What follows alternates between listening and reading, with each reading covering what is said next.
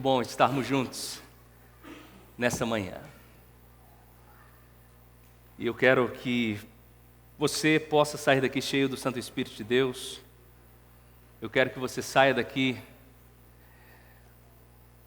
com a palavra de Deus na sua vida e que ela faça a diferença na sua vida, na sua família. E que Deus possa preencher você e alcançar as suas necessidades. Alguns dias atrás, eu fui convidado para estar no escritório da igreja,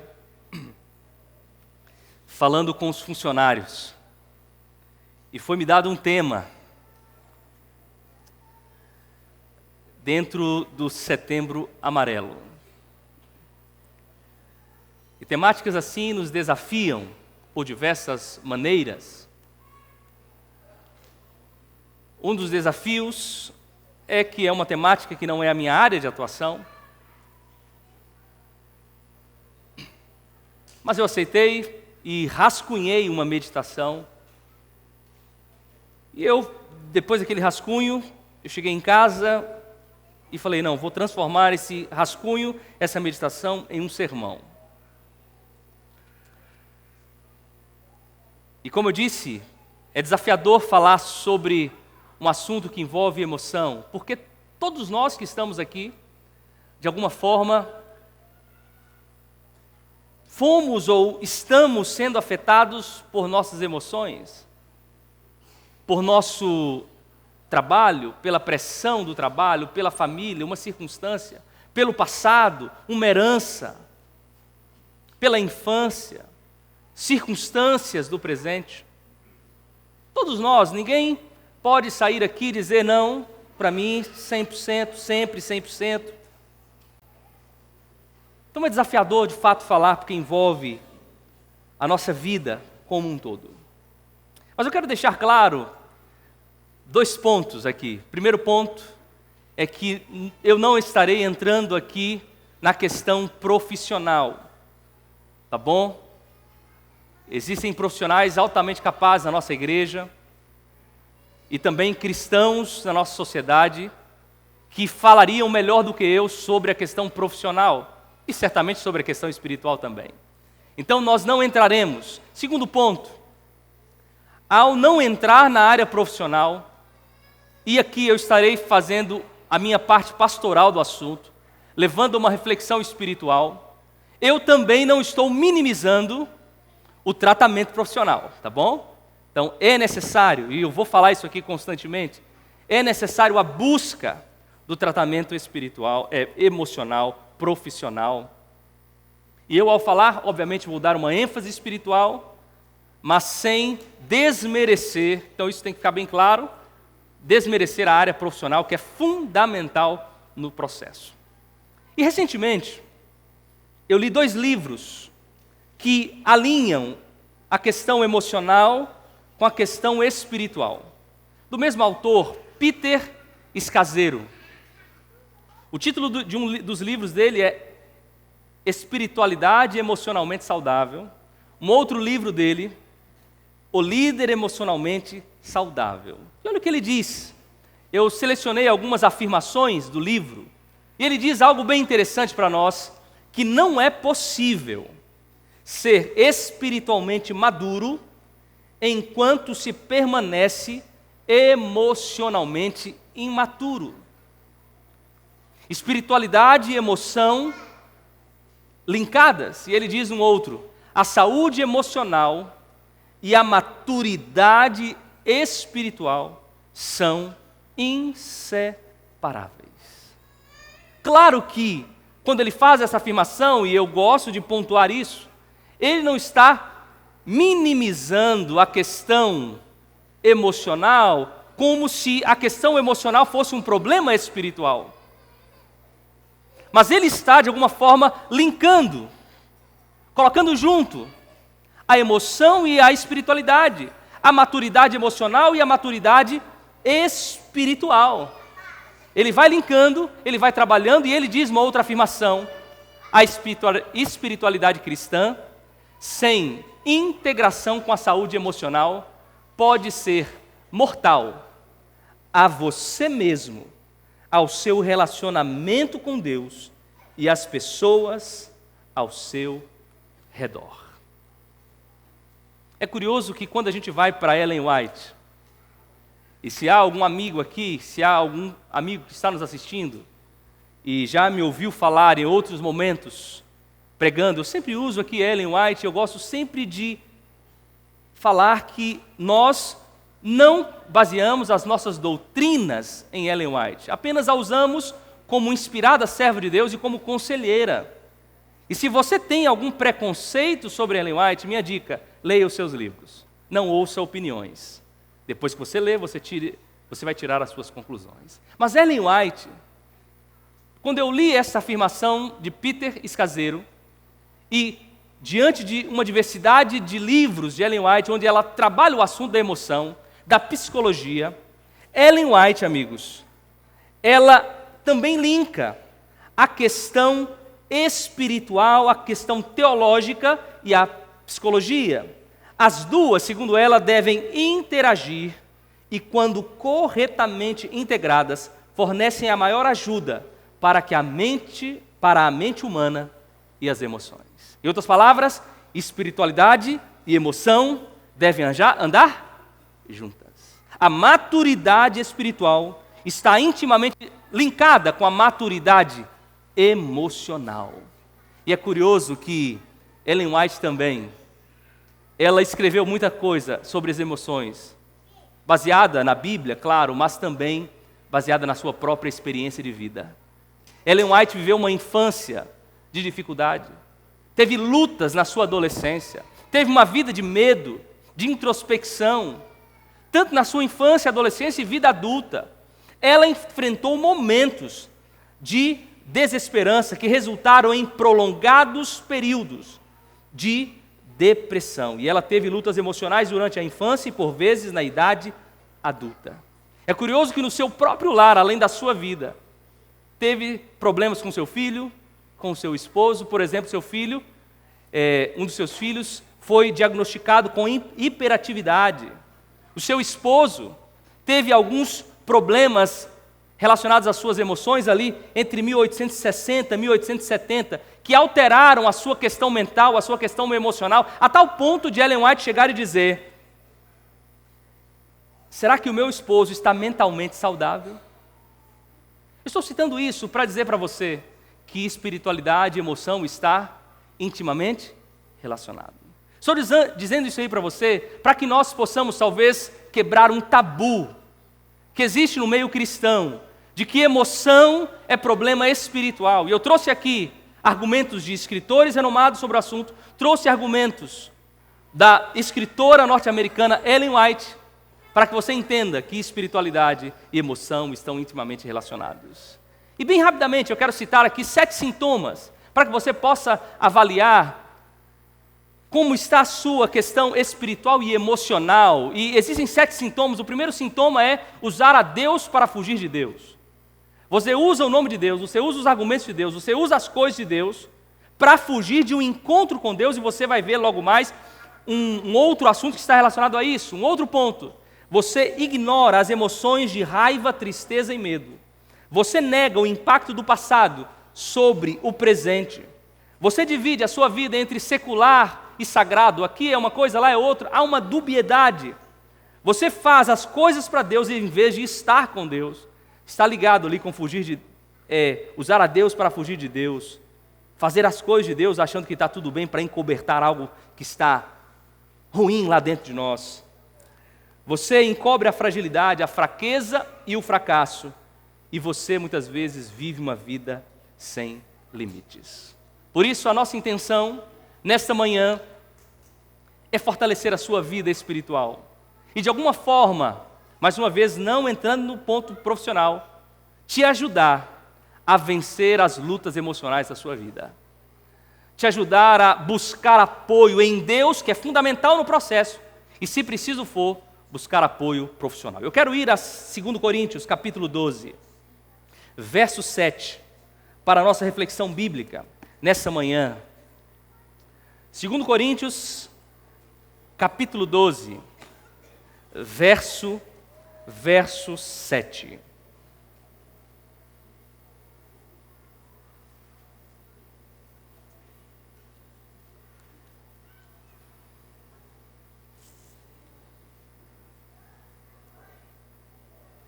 Olha o que diz a minha Bíblia.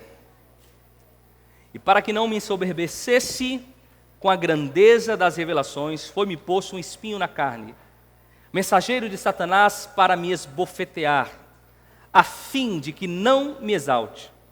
Por causa disso, 3 vezes pedi ao Senhor que o afastasse de mim. Então ele me disse: a minha graça te basta, porque o poder se aperfeiçoa na fraqueza. Paulo escreveu esse texto. O texto é bem claro, bem direto. Paulo aqui está falando de um problema, e ele chama esse problema de espinho na carne. Nós não sabemos exatamente o que era o espinho na carne de Paulo. Alguns teólogos dizem que o espinho na carne era um pecado. Outros teólogos dizem que o espinho na carne era uma debilidade física, uma doença. Outros dizem que é outra coisa, não tem como dizer exatamente o que era. Nós, adventistas, nos comentários, teólogos adventistas, acreditamos que o problema era físico, uma doença. Mas não importa exatamente o que era o espinho na carne. O que importa aqui para a nossa reflexão é que esse espinho na carne era algo que incomodava a Paulo. Algo que ele foi a Deus e clamou a Deus pelo menos 3 vezes para que Deus pudesse tirar esse problema dele, para que Deus pudesse libertá-lo desse espinho na carne. Ele vai a Deus, e curioso, quando a gente olha para Paulo, quem foi Paulo, não é? Um grande líder do cristianismo. O homem que escreveu a maioria dos livros do Novo Testamento. Paulo foi aquele que, além de escrever depois de Jesus Cristo, é o líder de maior influência dentro do cristianismo. E quando nós vemos Paulo lutando contra um espinho na carne, e aqui está a ênfase na minha visão do texto, o que eu aprendo nessa manhã é que, apesar de ser Paulo, o homem de Deus, o homem que foi usado poderosamente por Deus, esse homem também enfrentou limitações. Esse homem também enfrentou problemas. Esse homem teve um espinho na carne. Esse homem teve uma fraqueza. E é isso que o texto nos mostra. Ele está enfrentando a sua fraqueza. Ele pede a Deus e nada acontece. Ele clama a Deus pelo menos 3 vezes e Deus diz: Paulo,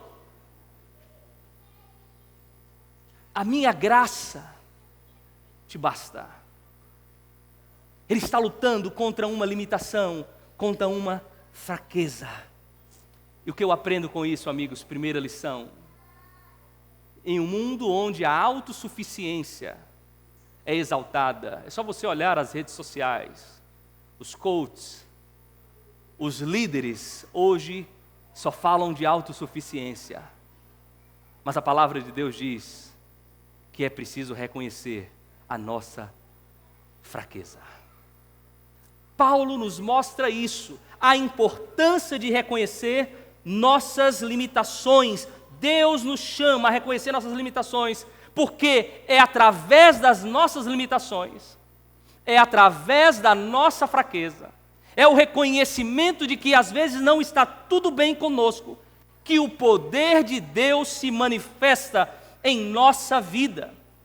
Enquanto muitos dizem que a força é nunca fraquejar, Deus diz, através de Paulo, que é através da fraqueza que a verdadeira força vem. Talvez essa manhã eu esteja falando aqui para algum jovem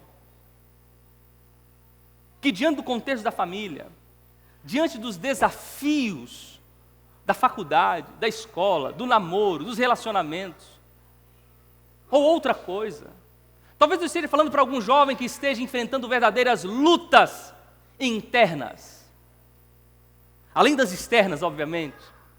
Talvez eu esteja falando com algum jovem que está enfrentando um espinho na carne, talvez uma mãe que, além do trabalho profissional, tem as dinâmicas do lar, dos filhos, e isso tem ocasionado lutas, problemas. Um pai, um adolescente, um idoso que olha para o passado, mas olha agora para o seu presente e fala: minha vida é lamentável. Paulo diz para nós essa manhã: eu preciso reconhecer a minha fraqueza e eu devo levar a minha fraqueza, as minhas limitações diante de Deus. Claro, primeiro, você não deve desistir da tua vida.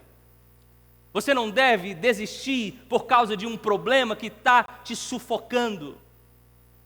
Segundo, reconheça que há um problema. Reconheça que há uma luta. Reconheça que não está tudo bem. Reconheça que há um espinho na carne. E vá à presença de Deus. Paulo nos diz isso. Ele vai à presença de Deus: Senhor, aqui está o espinho na carne, eu não aguento mais. Se esse é o teu caso essa manhã, ou talvez você está tentando encobrir as suas fraquezas. E tem esse caso, né? Tem gente que não quer admitir. E vai chegar um momento que vai ser mais complexo ainda. Você precisa admitir e colocar essa fraqueza na presença de Deus. Esse problema, essa luta emocional, esse espinho na carne na presença de Deus. A teologia da fraqueza, amigos, nos ensina que ao admitirmos nossa vulnerabilidade, admitirmos que não está tudo bem, é que nós abrimos espaço para que Deus possa se manifestar. Imagina você saindo para caminhar, ou, não, hoje eu vou subir o Ibituruna, você coloca uma mochila pesada nas suas costas. No início da caminhada está tudo bem, mas passa um tempinho, essa mochila vai pesando, as costas começam a doer, depois o corpo começa a exigir mais situações, e você percebe que não dá para continuar. E chega alguém do teu lado e diz: deixa eu te ajudar. Deixa eu te ajudar a carregar para que você chegue no fim da jornada. As nossas lutas, os nossos problemas, as nossas vulnerabilidades, as nossas questões internas são como uma mochila pesada, e Deus está dizendo para você essa manhã: reconheça e peça ajuda, porque eu vou te trazer vitória. Essa fraqueza vai ser vencida pela graça de Deus, amém? Então reconheça, coloque diante de Deus. É por isso, amigos, que a verdadeira cura começa quando decidimos não carregar sozinhos os fardos da vida. Há uma fraqueza, há um espinho na carne, diz Timothy Keller. É somente quando você admite que é fraco, que você se torna forte. Quanto mais você percebe que é falho, mais precioso e eletrizante o Evangelho se torna para você, amém? Há espinho, a luta, a fraqueza, reconheça. Senhor, eu não estou aguentando, foi o que Paulo fez. A resposta de Deus, amigos, ao questionamento, ao pedido de Paulo: Senhor, eu não estou aguentando. E Deus diz para Paulo: a minha graça te basta. A minha graça te basta. Eu já disse isso aqui inúmeras vezes, que a graça de Deus é um dom imerecido, sim, não há dúvidas disso. Mas a graça de Deus é um recurso ativo de Deus. A graça de Deus, ela se manifesta de diversas formas. A graça de Deus é poder de Deus. E olhando para Paulo, Deus não resolve o problema de Paulo. Pelo menos o texto não diz para nós. Deus só diz para Paulo: a minha graça o quê? Te basta.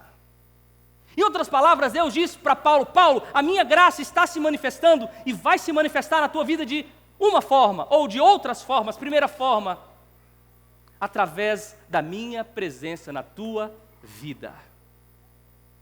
Paulo, você vai ter lutas, você está enfrentando lutas, mas a minha graça se manifestará na tua vida comigo ao teu lado.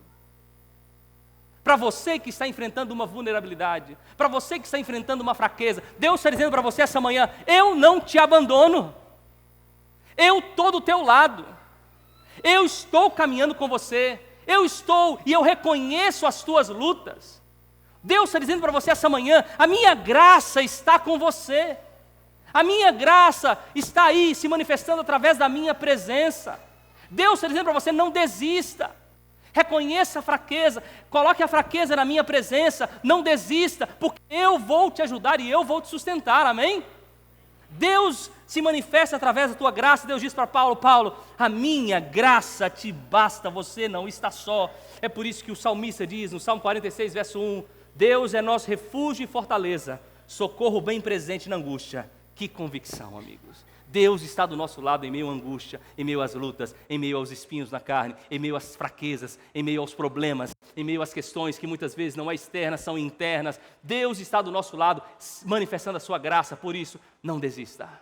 Segunda forma que eu creio que a graça de Deus se manifesta, especialmente relacionado à nossa fraqueza, relacionado à questão emocional, é através de outro. Deus coloca pessoas ao nosso lado. Deus coloca pessoas para nos ajudar. Deus coloca servos para estar nos orientando. Deus nos coloca servos técnicos, profissionais, para nos fortalecer. Por isso, olha aqui para mim, se você está enfrentando uma luta, se você está enfrentando uma fraqueza, se você está com um verdadeiro espinho na carne, Deus está dizendo para você, existem servos meus que irão te ajudar para que você saia desse momento de luta e desse momento de fraqueza. Eu preciso citar Ellen White novamente. Por quê? Porque muita gente por aí diz, pastor, nós não devemos buscar auxílio profissional. Ellen White fala isso. Pastor, é um problema espiritual, é Deus que nós devemos buscar auxílio. Claro, Deus é fundamental. Mas eu quero dizer para você aqui, é um parênteses na minha mensagem, para tentar quebrar esse preconceito a você que precisa ou vai precisar em algum momento de um auxílio profissional. Ellen White, quando trabalhou o assunto da mente, existiam 3 correntes que influenciavam o seu combate a algumas ações relacionadas ao tratamento da mente e das emoções. Existiam 3 escolas que influenciavam o seu tempo. A primeira escola, o mesmerismo, a outra, a frenologia, e a outra, a cura pelo descanso, que influenciaram muitas vezes o combate dela a alguns certos tratamentos relacionados ao cuidado da mente e das emoções. Ela disse uma vez assim, em 1886, as ciências da frenologia, da psicologia e mesmerismo são os condutos pelos quais ele, Satanás, chega mais diretamente a essa geração e atua com esse poder que deve caracterizar seus esforços próximos do fim do tempo da graça. Ela combate de fato, mas combate essas escolas de pensamento. Mas ela, em muitos outros momentos, ela usou os termos psicologia e ciência. O Vinícius citou um exemplo aqui. Ela usou esses termos da ciência e da psicologia, e ela estava falando de coisas, de buscar auxílio dos servos de Deus. E ela, amigos, fala, e eu trouxe aqui 2 textos para nós, para que nós possamos ler, para mostrar para você que ela fala da importância de buscarmos apoio. E ela diz assim, os servos de Cristo são os seus representantes, instrumentos pelos quais opera. Ele deseja, por intermédio dos mesmos, exercer o poder de curar. Eu disse aqui, a graça de Deus se manifesta através da presença de Deus em meio às lutas. Segundo, a graça de Deus se manifesta, e ela se manifesta de outras maneiras, só estou trabalhando 2 pontos. Ela se manifesta através de outro, de homens usados por Deus para nos ajudar, de profissionais, que Ellen White chama de servos. Um outro texto, por intermédio de seus servos, designa Deus que os doentes, os desafortunados, os possessos, os espíritos maus, hão de escutar sua voz por meio dos instrumentos humanos. Ele deseja ser um consolador como o mundo desconhece. A graça de Deus se manifesta através da ajuda dos servos de Deus.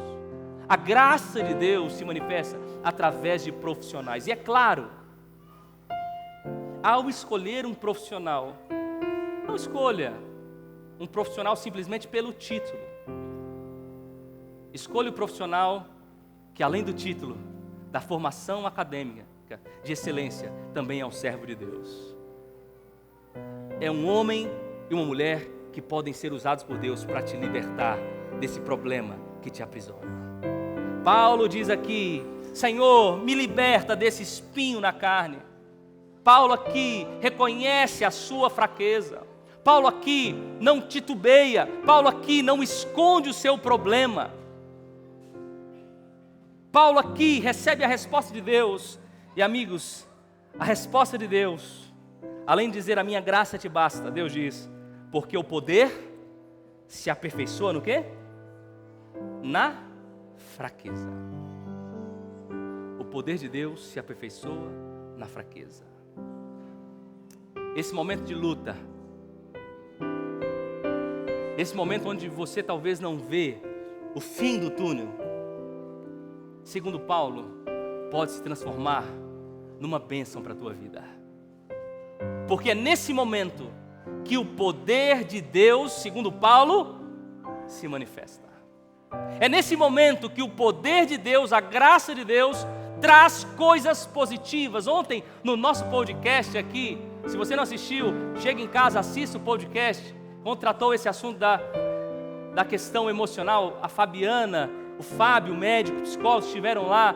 O doutor Fábio disse lá, claramente, que tem pessoas, depois de vencer o processo da depressão, dizem: pastor ou doutor, eu saí melhor do que eu estava. Eu era egoísta, agora eu sou mais amoroso. A minha vida mudou, teve um problema, sim, mas a minha vida melhorou.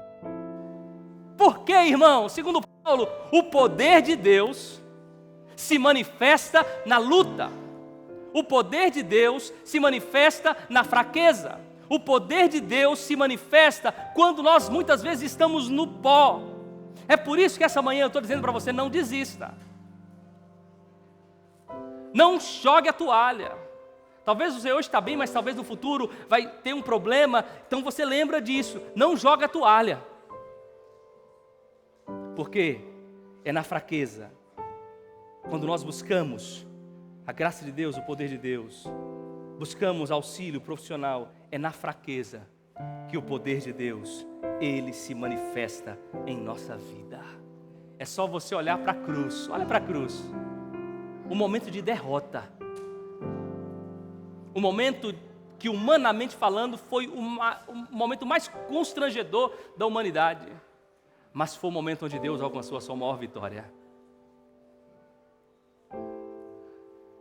Último texto para a nossa leitura. Ellen White diz: quando estamos em crise ou dor, nossa fragilidade pode ser uma porta aberta para o poder de Deus. Senhor, eu estou com um problema, eu estou com um espinho na carne. Senhor, eu não aguento mais. Deus diz para você: a minha graça te basta. O meu poder se aperfeiçoa na fraqueza. Por isso a minha pergunta para você: quais são as lutas que você tem passado? Quais são? Quais são os medos que estão tirando a tua paz? Quais são? Quais são os traumas que você tem carregado da sua infância? Quais são? Deus está perguntando isso para você, para dizer: meu filho, reconheça, coloque isso na mesa, na minha presença. Reconheça esse teu problema, esse teu espinho na carne, para que a minha graça se manifeste em sua vida. E Deus está dizendo para você: meu filho, não desista, a minha graça te basta, o meu poder se aperfeiçoa nas fraquezas. É em nossas fraquezas que Deus promete derramar a sua graça, sustentando-nos e transformando nossa vida. Talvez você está passando por uma verdadeira tempestade. Recentemente nós tivemos aqui uma tempestade. Levou algumas telhas da igreja, algumas árvores de fato foram levadas, mas outras perderam folhas, perderam galhos, ficou até muitas vezes torta. Lá na ilha você vê algumas que ficaram tortas, mas a raiz ainda permaneceu no solo. E o tempo passou, as árvores voltaram a florescer. Os galhos cresceram, as folhas também voltaram a florescer. Deus está dizendo para você esta manhã: a sua raiz ainda está em mim. Só foi uma tempestade, ou só está sendo uma tempestade.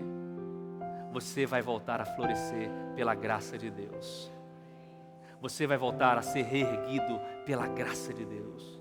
Esta luta, esta fraqueza vai te trazer a vitória que você precisa. E você vai olhar para trás e vai dizer: foi um momento de maior crescimento na minha vida, na minha família, seja na vida emocional e na vida espiritual. Que Deus possa nos abençoar, que Deus possa nos fortalecer, que a graça dele se manifeste em nossa vida através da presença dele e através de pessoas que serão usadas por ele para nos restaurar. Que Deus nos abençoe. Vamos ficar em pé? Vamos orar?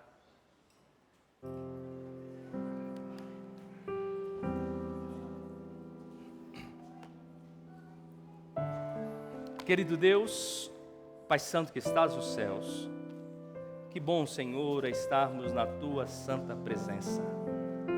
Hoje, nós estudamos na Tua palavra que as lutas e fraquezas, debilidades, medos, traumas, o espinho na carne, são comuns para os Teus melhores servos e para nós que somos pobres mortais.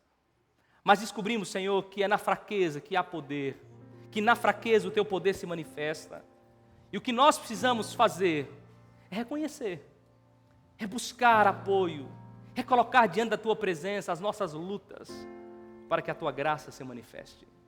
Ó Deus, certamente existem pessoas aqui que estão passando por verdadeiras tempestades, lutas que só o Senhor sabe o tamanho e a profundidade. Jovens, pais, mães, maridos, esposas, avós, adolescentes. Ó Deus, que esse jovem, que esse adolescente, que esse pai, que essa mãe, que esse irmão saia daqui com a Tua graça se manifestando na vida dele, Senhor. Com a Tua graça alcançando e que ele saia daqui amparado por Tua presença. Que ele saia daqui e não desista, porque Deus não desiste. Que ele saia daqui e entenda que em Deus a vida vai voltar a florescer. Abençoe a todos nós, abençoe o nosso sábado. Nós oramos no nome de Jesus. Amém. Que Deus os abençoe. Aguardo vocês às 16 horas no programa de Liberdade Religiosa.